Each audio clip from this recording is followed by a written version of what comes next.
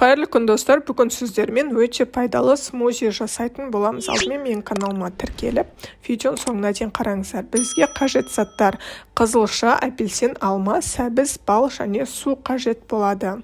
Алдымен барлық көкөніс жемістерімізді ашып, тазартып аламыз. Бұл жерде көкөністерді қайнатудың қажеті жоқ, барлығын шикі күйінде пайдаланамыз. Сол кезде әрбір көкөніс жемістің витаминдері толығымен өзінің құндылығын сақтайтын болады.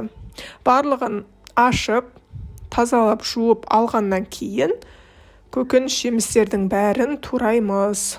Бұл смузиді көбінесе қаны аз, немесе бауырында проблемасы бар адамдар таңертең қолданса өте пайдалы. Яғни қаны аз адамдардың қанын көбейтуге жақсы септігін тигізеді. Себебі білесіздер, қызылшаның құрамында қан көбейтетін витаминдер өте көп.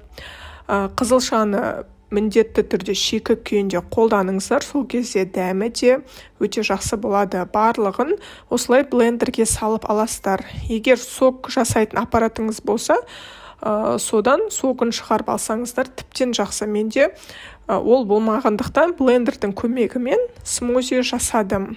Барлығын салып аламыз. Үстінен 2 стакан бөлме температурасындағы суды құямыз.